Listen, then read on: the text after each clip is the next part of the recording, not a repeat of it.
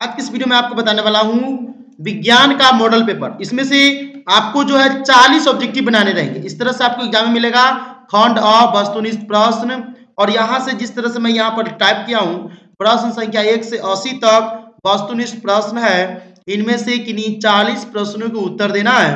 प्रत्येक प्रश्न के साथ 4 विकल्प दिए गए जिनमें से एक सही उत्तर है। इस तरह से आपको एग्जाम में मिलेगा, लिखा रहेगा 40 गुने 1 40। इसमें मैं आपको टोटल 80 ऑब्जेक्टिव बताऊंगा, जिसमें से आपको 40 ऑब्जेक्टिव इसी तरह से आपको मतलब क्लिक कर मतलब उसका आंसर देना है। आपको एग्जाम में 80 ऑब्जेक्टिव मिलेगा, हर ऑब्जेक्टिव के लिए एक अथवा।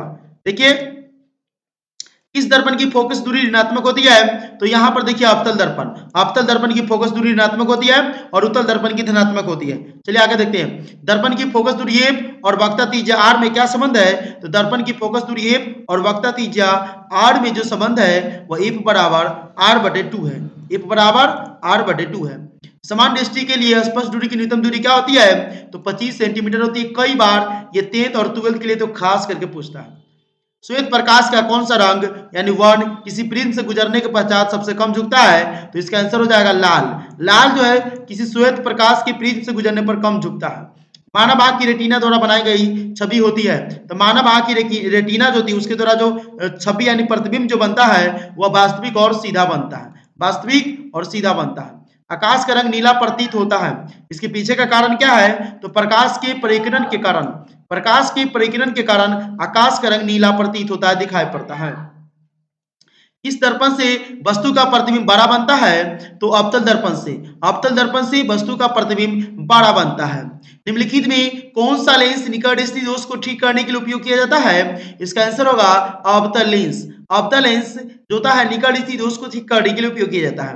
निम्नलिखित में से कौन उपकरण विद्युत धारा की उपस्थिति दर्शाता है, तो इसका हो गया गैल्वेनोमीटर।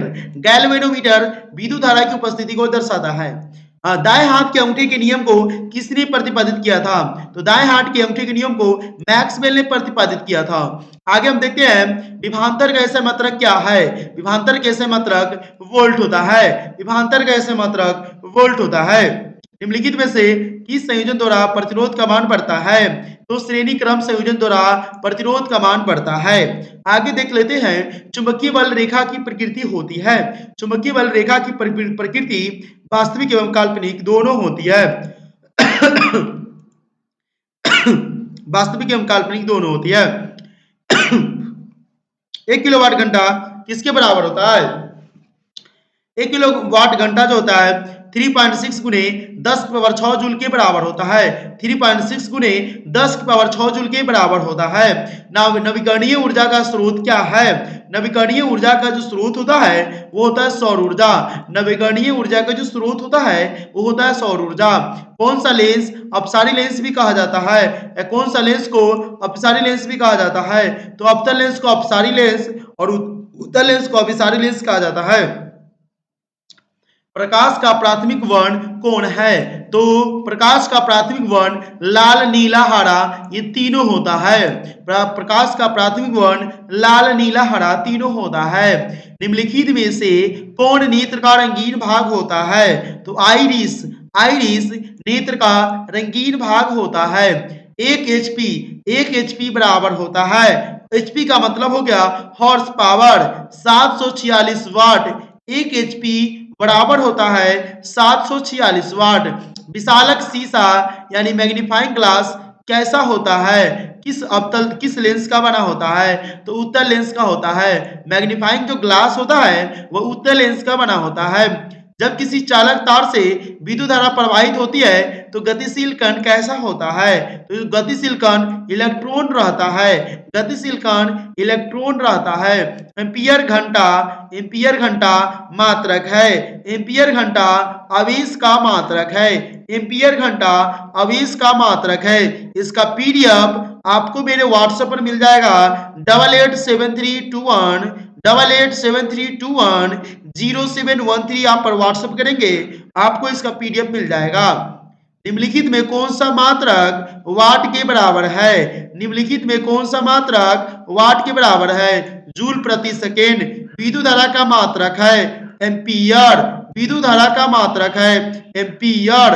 ग्लोबल वार्मिंग के लिए उत्तरदायी गैस कौन है, ग्लोबल वार्मिंग के लिए उत्तरदायी गैस ऑक्सीजन है। ग्लोबल वार्मिंग के लिए उत्तरदायी गैस ऑक्सीजन है। शरीर में भोजन का पचना किस प्रकार की अभिक्रिया है? शरीर में भोजन का पचना विस्थापन अभिक्रिया है। शरीर में भोजन का पचना किस प्रकार की अभिक्रिया है? विस्थापन अभिक्रिया।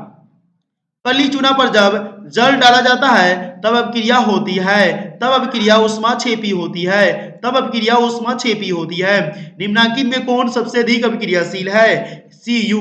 Cu सबसे अधिक अभिक्रियाशील है। चूना जल का रासायनिक सूत्र है। चूना जल का रासायनिक सूत्र CaOH2 है। CaOH2 है। कोई विलयन लाल लिटमस को नीला कर देता है, उसका पीएच मान क्या होगा? उसका पीएच मान A और B दोनों होगा। जब कोई विलयन लाल लिटमस को नीला कर देता है, उसका पीएच मान 11 भी हो सकता है और उसका पीएच मान 10 भी हो सकता है। चलिए, एल्काइन में कार्बन कार्बन के बीच कितने सहसंयोजक बंधन होते हैं? एल्काइन में कार्बन कार्बन के बीच 3 सहसंयोजक बंधन होते हैं। आगे देख लेते हैं, ग्लूकोज का आणविक सूत्र क्या है? ग्लूकोज का आणविक सूत्र C6H12O6 है। ये जो क्वेश्चन मैं इस वीडियो में लिया हूं वो कई बार पूछा जा चुका है।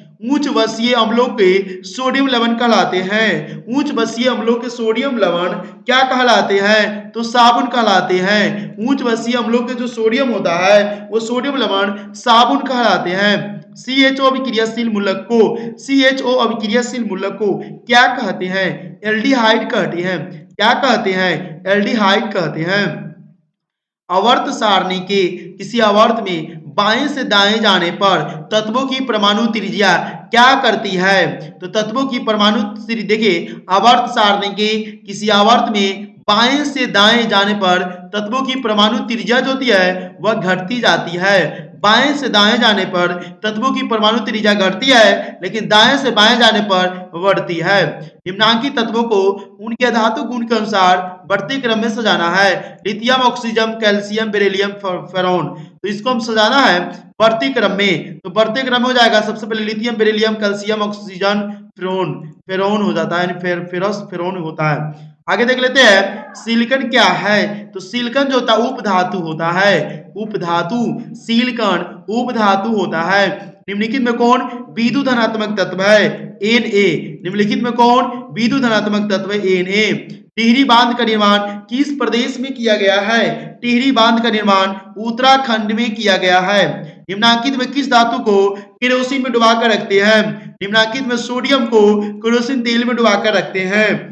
आपको आगे हम बताएंगे अपमार्जक से बनाए जाते हैं। कौन ऐसा चीज है जो अपमार्जक से बनाए जाते हैं? तो उसमें सर्फ एक्सेल भी हो गया, शैम्पू भी हो गया, इजी सर्फ हो गया। ये सब जो होता है ये अपमार्जक से बनाए जाते हैं। बाय द वे, अगर इस तीनों में से कोई एक भी ऑप्शन आपके पास होगा एग्जाम में तो आप टिक कर लीजिएगा। सौर सेल में किसका उपयोग होता है? तो सिलिकॉन का उपयोग होता है सौर सेल में। निम्नलिखित में किसका उपयोग खाना बनाने वाले ईंधन में नहीं होता है? CNG, compose natural gas, CNG, LPG, ठीक है ना, लिक्विड पोटेंस पेट्रोलिंग गैस होता है सर, तो इसका उपयोग हम लोग करते हैं LPG गैस, CNG का नहीं करते हैं। 2CuO2, CuO2CO क्या हो गया? तो ये हो गया ऑक्सीकरण, क्योंकि इसमें ऑक्सीजन की मान देख रहे हैं, ये ऑक्सीकरण, यहाँ ऑक्सीजन है, ऑक्सीकरण होता है। निम्नलिखित में कौन सा समीकरण संतुलित नहीं है? तो देखिए H2 + Cl2 2HCl संतुलित है। देखिए यहाँ पर PbNO3 2 PbONO2 और O2 ये संतुलित नहीं है। बाकी H2 + O2 जल का फॉर्मूला ये भी संतुलित है। KClO3 ये भी संतुलित है। तो बी नंबर ये संतुलित नहीं है। उदासीन विलयन का पीएच मान 7 होता है। उदासीन विलयन का पीएच मान 7 होता है। निम्नलिखित में कौन दुर्बल अम्ल है? दुर्बल अम्ल है। दुर्बल अम्ल जो होता है CH3COOH होता है, ये दुर्बल अम्ल होता है, दुर्बल, ठीक है। क्रोयोलाइट एस्क है, क्रोयोलाइट एस्क एल्युमिनियम का होता है, क्रियोलाइट एस्क एल्युमिनियम का है। पोटेशियम की परमाणु संख्या है, पोटेशियम की परमाणु संख्या 19 होता है, पोटेशियम की परमाणु संख्या 19 होती है। फॉर्मिल अम्ल का IUPAC नाम क्या होता है? ये IUPAC नाम आपको एक न एक एग्जाम में रहेगा, इसीलिए इसको ध्यान में रखना है। तो फॉर्मिक अम्ल का IUPAC नाम मेथनोइक अम्ल होगा। क्या होगा? मेथनोइक अम्ल। इथाइल अल्कोहल का अणुसूत्र क्या होगा? इथाइल अल्कोहल का अणुसूत्र C2H5OH होगा। C2H5OH होगा। एल्काइन कौन है? एल्काइन जो है C2H2 है। एल्काइन C2H2 है। चीनी का रासायनिक सूत्र क्या होगा? चीनी का रासायनिक सूत्र C12H22O11 होगा। चीनी का रासायनिक सूत्र C12H22O11 होगा। देखिए रासायनिक सूत्र में से चीनी का हो, ग्लूकोज का हो, या फिर आपको जो है बहुत सारे होता है, ठीक है ना, एल्कोहल का हो, इस सब का आपको पूछेगा, इसलिए सबको बढ़िया से ध्यान कर लीजिएगा। एसिटिलीन में कार्बन कार्बन के बीच 100 संयोजक बंधन की संख्या होती है। कितनी होती है? तो हम जानते हैं कि एसिटिलीन में कार्बन कार्बन जो होता है डबल होता है, यानी 100 संयोजक बंधन जो होता है डबल होता है। श्वसन के अध्ययन के लिए उपयोग किए जाने वाले बीज होते हैं। तो श्वसन के अध्ययन के लिए उपयोग किए जाने वाले बीज होते हैं, वो होता है अंकुरित बीज। अंकुरित बीज का प्रयोग करके हम श्वसन के अध्ययन के लिए किया जाता है। मानव वृक्क किस प्रणाली के एक हिस्सा है? मानव वृक्क किस प्रणाली का, यहाँ पर काल छूट गया, एक हिस्सा है, तो उत्सर्जन का। क्या होगा? उत्सर्जन का। पौधों में जाइलम निम्नांकित में से किसके परिवहन के लिए जिम्मेदार है? तो पौधे में जाइलम जो होता है वह पानी के लिए जिम्मेदार होता है। श्वसन के दौरान कौन सी निकलती है? जब श्वसन होता है तो CO2 निकलती है। जब श्वसन होता है तो CO2 निकलती है। फलों के पकने को निम्न में से किससे नियंत्रित किया जाता है? इथिलीन से नियंत्रित किया जाता है। फलों के पकने को निम्न में से इथिलीन जो होता है ये कार्बाइड के रूप में यूज होता है, और इसी का यूज करके हम फलों को पकाते हैं, जैसे केला, आम, बहुत सारी चीज होते हैं। न्यूरॉन का वो हिस्सा जहां जानकारी हासिल की जाती है वो होती है तंत्रिकाक्ष। तंत्रिकाक्ष। तंत्रिकाक्ष। न्यूरॉन का वह हिस्सा जहां जानकारी हासिल की जाती है उसे कहते हैं तंत्रिकाक्ष। निम्नांकित में से कौन आपातकाल का हार्मोन है? निम्नांकित में से कौन आपातकाल का हार्मोन है? ये हो जाएगा एड्रीनैलिन। एड्रीनैलिन। निम्नांकित में से कौन, निम्नलिखित में से कौन सी अनैच्छिक क्रिया नहीं है? तो दिल की धड़कन। दिल की धड़कन गाना नहीं है, मतलब ये पूछ रहा है निम्नलिखित में से कौन से अनैच्छिक क्रिया नहीं है? तो दिल की धड़कन अनैच्छिक क्रिया नहीं है। बाकी उल्टी, अत्यधिक लार निकलना, चबाना, ये सब क्या है? अनैच्छिक क्रिया है। लेकिन दिल की धड़कना ये अनैच्छिक क्रिया नहीं है, ये हमेशा धड़कता रहता है। मानव में गर्भ की अवधि कितनी होती है? तो मानव में गर्भ की अवधि होती है 9 महीना, यानी 9 3 27 270 दिन। गंगा एक्शन प्लान कब शुरू हुआ? 1985 में गंगा के ऊपर एक्शन लिया गया, और गंगा की साफ सफाई से लेकर के उसकी सारी जिम्मेदारी 1985 से उठाई गई है। मुकुलन द्वारा अलैंगिक जनन निम्नांकित में किससे होता है? इसका हो जाएगा इष्ट से होता है। इष्ट से होता है। निम्न में से कौन सी बीमारी श्वसन तंत्र से संबंधित है? तो हो जाएगा आपका यानी सी, निमोनिया। निमोनिया जो होता है वह श्वसन तंत्र से संबंधित होता है।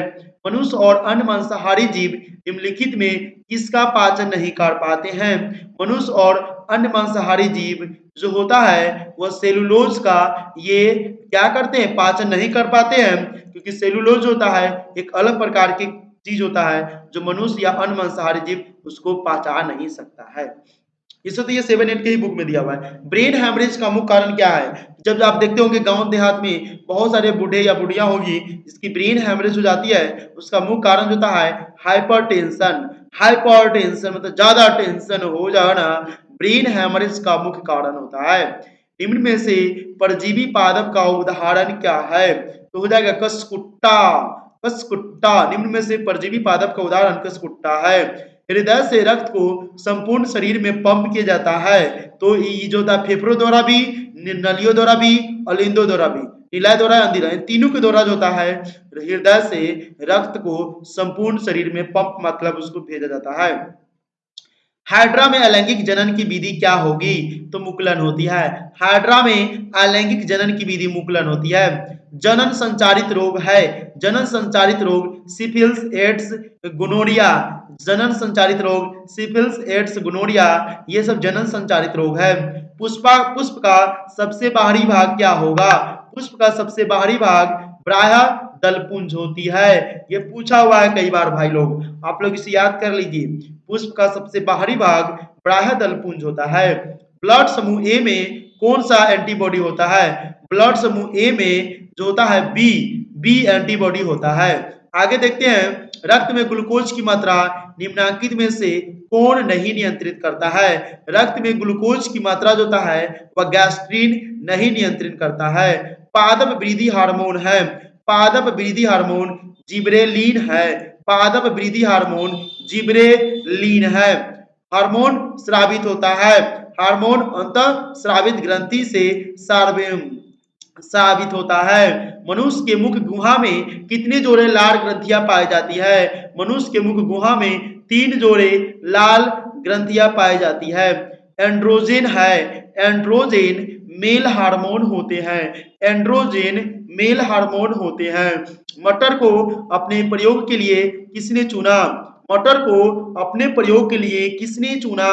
मेंडल ने। मेंडल ने सबसे पहले मटर को अपने प्रयोग के लिए चुना। तो देखिए मैं यहाँ टोटल 80 क्वेश्चन बता दिया हूँ। इसमें इसी तरह से आपको एग्जाम में भी 80 क्वेश्चन मिलेगा, ठीक है। और उस लेवल से मैं आपको बता रहा हूँ 80 में से आपको 40 को रंगना है। रंगने के लिए ब्लैक पेन लीजिएगा तो अच्छा रहेगा। और टोटल इस तरह से आपको जिस तरह से मैं यहाँ पर टाइप किया हूँ उसी तरह से सेम टू सेम रहेगा, बस प्रश्न रहेगा, खंड अ रहेगा। इसी तरह से देख करके बढ़िया से आपको एग्जाम देकर आना है। और मेरा आशीर्वाद आप लोग के साथ है और भगवान से प्रार्थना है कि आप लोग का बढ़िया से बढ़िया नंबर आए और बढ़िया से पास करे। जय हिंद, जय भारत, जय बिहार।